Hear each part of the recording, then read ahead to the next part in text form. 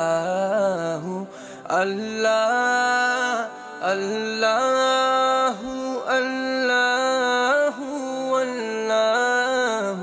اللہ اعوذ باللہ من الشیطان الرجیم بسم اللہ الرحمن الرحیم۔ خواتین و حضرات السلام علیکم ورحمۃ اللہ وبرکاتہ و مغفرتہ۔ پروگرام احکام شریعت اور فقہ حنفی سے متعلقہ مسائل کے ساتھ آپ کی خدمت میں ایک دفعہ پھر حاضری کا شرف حاصل ہے۔ پہلا کچھ کویسچنز میرے پاس موجود ہیں، پہلے وہ لیتے ہیں، پھر انشاءاللہ قوس کا سلسلہ بھی جاری و ساری ہوگا۔ ایک کویسچن یہ تھا کہ اگر اس طریقے سے کوئی کرائے پر کوئی چیز لینے دینے کا معاملہ طے کیا جائے کہ جو آپ کو سمجھ میں آئے وہ دے دیجیے گا، تو اس طرح کا جو معاملہ طے کیا جاتا ہے کیا یہ صحیح ہے؟ دیکھیں، یہ غلط ہے بالکل، اور اس سے اجارہ فاسد ہو جاتا ہے۔ پہلے سمجھ لیں کہ جب ہم کرائے پہ کسی چیز کو لیتے دیتے ہیں یا اپنی خدمات پیش کرتے ہیں اور اس کی باقاعدہ سیلری یا تنخواہ لیتے ہیں تو اس کو اجارے کا نام دیا جاتا ہے۔ عربک میں اجارہ کہتے ہیں، شرعی اصطلاح میں اس طرح ٹھیکے وغیرہ کے تمام مسائل یہ بھی اجارے میں آتے ہیں، اور اس کے لیے ضروری ہے کہ جب کوئی اجارہ طے کیا جائے تو فکس رقم بطور اجرت طے کرنا ضروری ہے۔ فکس رقم یعنی معلوم ہونی چاہیے۔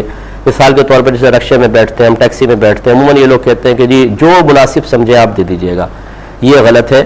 آپ طے کرنا پڑے گا کتنا آپ لیں گے، فکس رقم بتائیں، وہ کہتا ہے 100 200 300، اس میں آپ کمی بیشی کروا سکتے ہیں، لیکن دونوں کا کسی ایک فکس رقم پر متفق ہونا ضروری ہے۔ یہ معلوم رقم پر یہ اجارہ درست ہوگا۔ اگر اس کو مجہول رکھا یعنی غیر معلوم رکھا، جیسے عموماً کہتے ہیں چلیں جی مزدور کو مزدوری پہ لگا دیا، کتنے پیسے لوگے بھائی، وہ کہتا ہے جی جو آپ کی مرضی آئے دے دینا، ہم کہتے ہیں چلو کام شروع کرو، یہ اجارہ فاسد ہو جائے گا کیونکہ اس میں اجرت غیر معلوم ہے یا مجہول ہے۔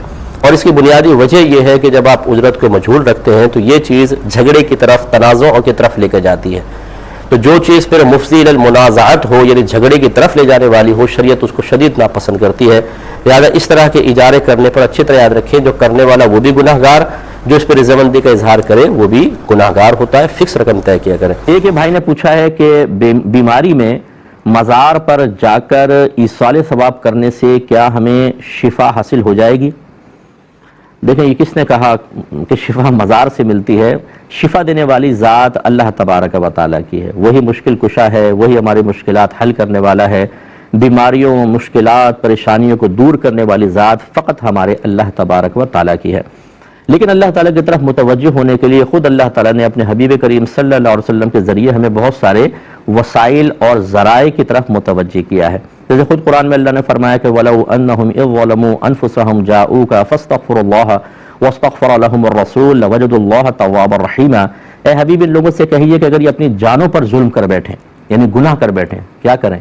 2 رکعت نماز پڑھ کے توبہ کریں، یہ اس کی بھی تلقین ہے یہ، لیکن یہاں کیا فرمایا؟ جاؤکا، آپ کی بارگاہ میں حاضر ہو جائیں، پھر یہ اللہ تبارک و تعالیٰ سے طلب مغفرت کریں، اور یہ رسول بھی ان کے لیے دعائے بخشش و مغفرت کریں، تو یہ ضرور اللہ تعالیٰ کو بہت بخشنے والا مہربان پائیں گے۔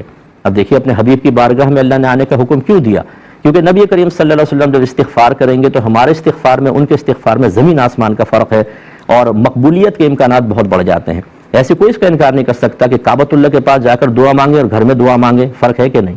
روضہ رسول پہ دعا مانگے، اپنے گھر پہ مانگے، فرق ہے کہ نہیں؟ اس کا مطلب ہے مقامات کی تبدیلی کی بنا پر دعاؤں کی مقبولیت کے امکانات بڑھ جاتے ہیں۔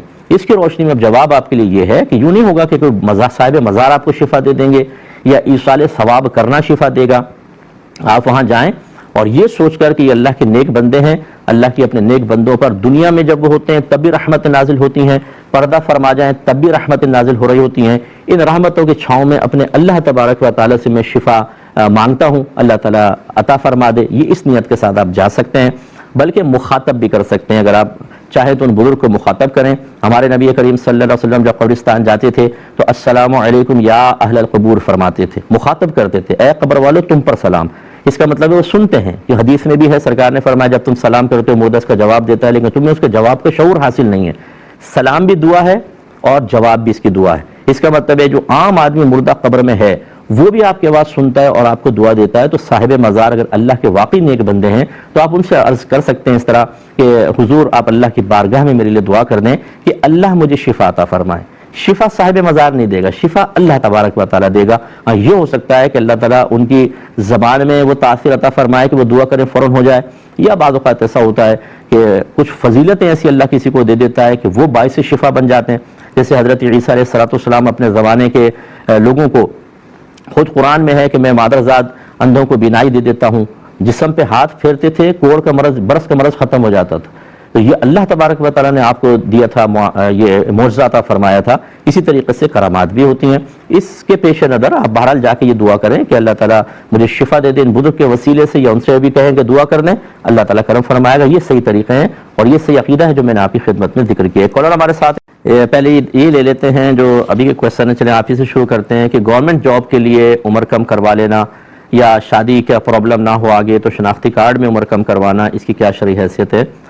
دیکھیں یقینی سی بات ہے کہ یہ دھوکہ ہے اور جھوٹ ہے، اور دھوکہ اور جھوٹ تو کافر کے ساتھ بھی جائز نہیں. چاہے جائے کہ ہم صرف دنیاوی مادی اشیاء کے لیے جھوٹ بول کر، وہ بھی مسلمانوں سے جھوٹ بول کر، اور اپنی آخرت کی بربادی کا سامان کریں. ایک مسلمان کو اپنا اعتقاد مضبوط رکھنا چاہیے. جائز اور حلال کوشش کرنے میں حرج نہیں، لیکن ملے گا اتنا ہی جتنا اللہ نے ہماری قسمت میں لکھا ہوا ہے. یا اسی طرح سمجھ لیجئے میرے آقا صلی اللہ علیہ وسلم نے ارشاد فرمایا کہ قلم قدرت لوگوں کا رزق لکھ کر خشک ہو چکا ہے. اب کسی پرہیزگار کی پرہیزگاری اس کو بڑھا نہیں سکتی اور کسی کا فسق و فجور اسے کم نہیں کر سکتا. یہ اعتقاد مضبوط رکھیں. لیکن اس کے باوجود ہمارے نبی کریم صلی اللہ علیہ وسلم نے صرف تقدیر پر بھروسہ کر کے ہاتھ پہ ہاتھ دھر کے بیٹھنے کا حکم نہیں دیا، کوشش کا حکم دیا ہے. اور وہ کوشش طیب اور حلال ہو سکتی ہے. حرام کوشش ہرگز نہ کریں، کیونکہ چاہے آپ حلال کوشش کریں یہ حرام ملے گا وہی جو آپ کے لیے مقرر شدہ ہے. لیکن جب آپ حلال کوشش سے حاصل کریں گے تو یہ باعث ثواب ہوگا، اور حرام سے حاصل کرنے کی کوشش کریں گے تو کچھ زیادہ نہیں آئے گا. وہی آئے گا جو نہ کرتے تب بھی آتا، یا حلال کوشش کرتے تب بھی آتا، لیکن آخرت کا وبال آپ نے جمع کیا. اس طرح ہرگز نہ کریں. اگر کیا ہے تو اللہ تعالیٰ کی بارگاہ میں توبہ اور استغفار کریں. یہ کہتے ہیں کہ سنا یہ ہے کہ جب کوئی نماز میں حالت قیام میں کھڑا ہو تو الٹا ہاتھ اٹھانے سے نماز فاسد ہو جاتی ہے، ٹوٹ جاتی ہے. اگرچہ انہوں نے لفظ نہیں کہا لیکن یہ پوچھنا یہ چاہ رہے ہیں کہ اس کا کیا حکم ہے، یعنی کہ اس سے نماز ٹوٹ جاتی ہے. دیکھیں سیدھے یہ الٹے ہاتھ کا مسئلہ نہیں ہے.